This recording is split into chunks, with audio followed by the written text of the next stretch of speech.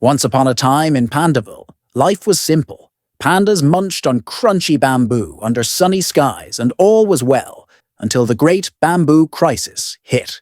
The bamboo fields dried up, the skies turned grey, and bamboo stacks started vanishing. Panic swept across the land. To keep the munching going, Pandaville's leaders made a bold move.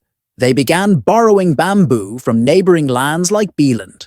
In no time, they built a bamboo debt tower, taller than the tallest panda treehouse. But this raised some big questions. What even is debt? Why borrow so much? Why not grow fake bamboo? And who's giving out all this bamboo anyway? Let's unpack this crunchy tale. What is debt? In panda speak, debt is simply the bamboo you owe. It's not your snack shop tab or Panda Pam's phone bill. This is about serious borrowing. When taxes bring in too little bamboo and the panda population still needs to munch, the leaders of Pandaville borrow to fill the gap. They may borrow from their own citizens, from buzzing lenders abroad, or even from the great panda bank. It's kind of like you wanting a game console today, so you borrow money and promise to pay it back later. Simple, but with big stakes. Why not just grow fake bamboo?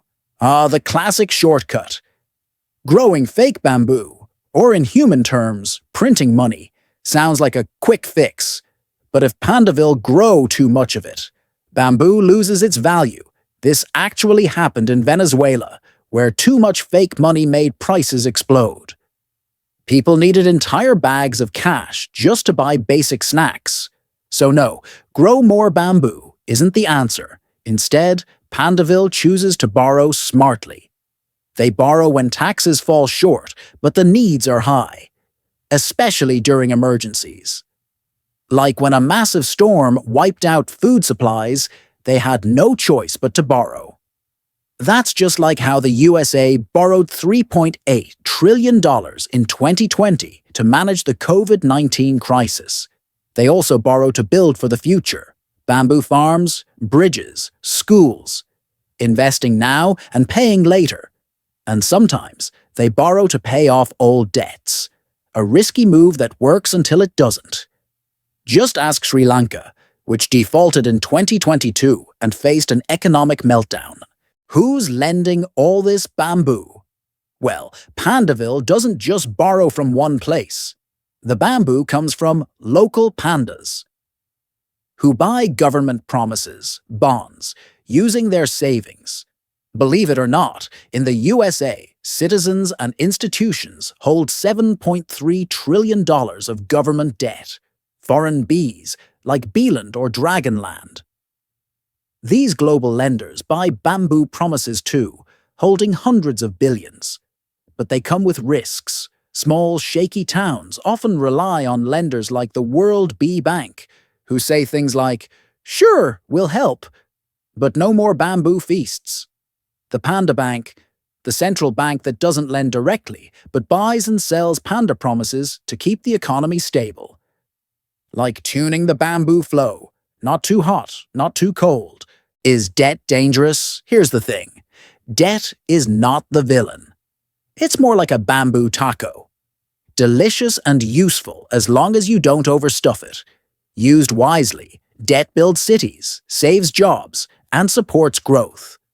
But if debt piles up too high, you end up using your bamboo just to pay back other bamboo. That's when schools, healthcare, and panda parties start suffering. That's exactly what happened to Sri Lanka. Debt overload led to collapse. That's why smart towns always check their debt-to-bamboo ratio. Or in real terms, debt versus GDP. If you keep that in check, debt works as your builder, not your burden. Can Pandaville ever be debt-free? The dream of a debt-free land sounds sweet, but in reality, no major country is completely debt-free. Maybe McCalland, a tiny, oil-rich island with very few needs. But for most towns, a little debt is necessary. To build, to grow, and to keep panda savings safe through bonds.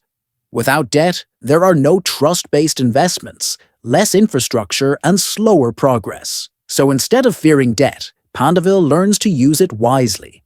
So in the end, debt is like a bamboo stick, strong and helpful, but stack too many and the tower might fall. It's all about balance.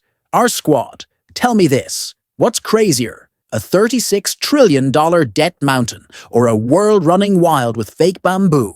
Drop your thoughts below, hit that like button, and subscribe for more panda-powered explanations of how this world works. And remember, keep munching, keep learning. Bear book money.